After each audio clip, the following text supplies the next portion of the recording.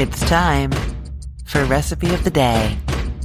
I've never understood why, but for some reason, steakhouses and other restaurants seem to only give horseradish with prime rib and not with all of their steak and beef roast dishes. I have no idea why, because I use horseradish on all kinds of steaks and roast beef. It is so good. It really can make a difference. Like, especially if I make some steaks or roast beef and it's not like as good as it could be, just a little dry maybe. Something went wrong. A little bit of amazing horseradish sauce will fix it and make it amazing again. You know what I mean? So I like to make my own homemade creamy horseradish sauce to make something extra special. This is, of course, especially good with prime rib, but it is good on all of your steaks and beef dishes. So often if I want to put horseradish on something, I will just go ahead and use the prepared horseradish that I have in my fridge, store-bought thing there. But if I want it to be just a little bit creamier or a little more special, then I make this recipe. Crucially, whichever way I'm going, whether I'm just using it straight from the jar or making this creamy recipe, I always buy my horseradish in the refrigerated section of the grocery store near the refrigerated pickles.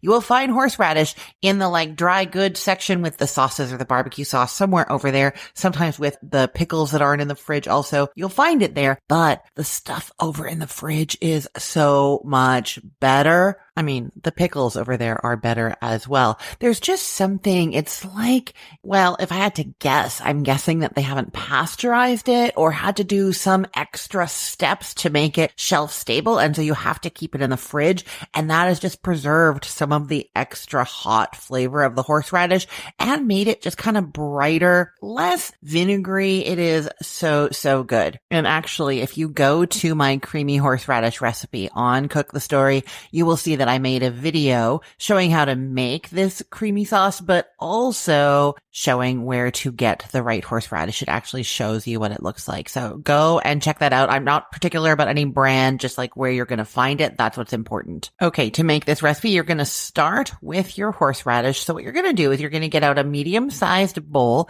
and you're going to line it with a few sheets of paper towel. And this is because we're going to drain the liquid off of that prepared horseradish. So you scoop 3 tablespoons of your horseradish, the refrigerated horseradish from near the pickles in the grocery store. Scoop that into that bowl with a paper towel and then wrap the paper towel around it and squeeze all the liquid out of it and into the bowl. You're doing this for 2 reasons. First, you don't want all that liquid in your creamy sauce. It's going to make it watery and you'll see a lot of liquid comes out of there. Second, there's less of the horseradishy flavor in that liquid. That's the water and vinegar or whatever else they've added to it. You just want the horseradish, right? You know what? There's also a third reason, and that is once you're done making this whole thing, you let it sit in the fridge for a little while, you give it a taste. If you're like, I want it even spicier, you can add as much more horseradish as you want if you drain it and then add it, because you're not going to ever be making it too liquidy. So this allows you to just keep adding more horseradish until it gets so crazy hot, just the way that you like it. Or, milder if you don't want it as hot, don't put as much. Okay, so you have squeezed out all the liquid from your 3 tablespoons of your refrigerated horseradish into the bowl, then empty that bowl down the sink. You don't want that liquid. And then you're going to open up that paper towel and sort of scrape that dried out horseradish into your bowl. And, you just use your fingers or you could use a butter knife to just get that all into there. You'll see it's kind of stuck to the paper towel. Then to that, you are adding a 1/2 cup of sour cream, 2 tablespoons of chopped fresh chives, 2 tablespoons of mayonnaise, a 1/2 teaspoon of lemon juice, and a 1/4 teaspoon of salt.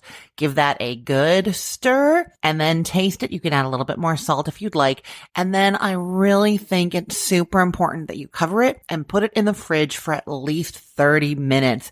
Then stir it and taste it again. In that time, all the flavors from the chives and the horseradish kind of bleed out into everything else and flavor it all, so you get a much more melded, fully flavored kind of experience. And it is after those 30 minutes that I would recommend you wait. If you're going to add more horseradish, wait until then. The only other thing that I will say is if you don't want to use the fresh chopped chives, you do not have to. I would say just leave them out. Or one thing that I do like is a little bit of fresh fresh chopped rosemary. That's really nice in there. Probably not as much as the chives. I said 2 tablespoons of chopped chives, maybe more like half of that, a little bit less even, maybe like 2 teaspoons of chopped fresh rosemary.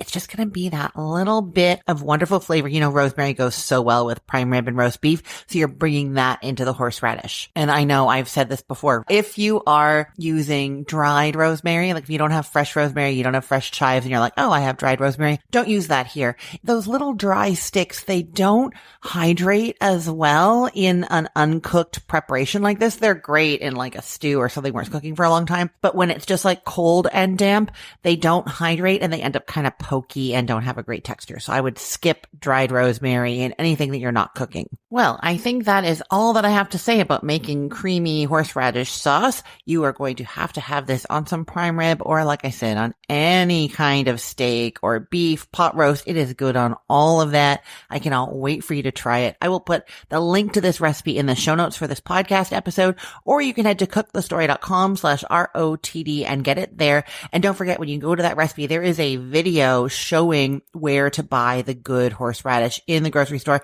and showing how to drain that horseradish. So you'll see what I mean about how it kind of sticks to the paper towel, and you'll see how much liquid comes out. It's really kind of crazy. If you love this recipe or any recipe that you've made from either of my websites, I would really appreciate it if you would leave a comment and a 5-star rating. I love reading the comments and hearing that you're out there, that you're trying things, that you're loving them. That makes my day every time. And those 5-star ratings really help more people find my website, which helps me grow my business. They see those 5 stars on their Google search results and they're more likely to visit the site, more likely to make the recipe. So that always helps me out. Thank you so much if you've done it before. Thank you if you're thinking about doing it. If you've made any of those recipes, go and do it now.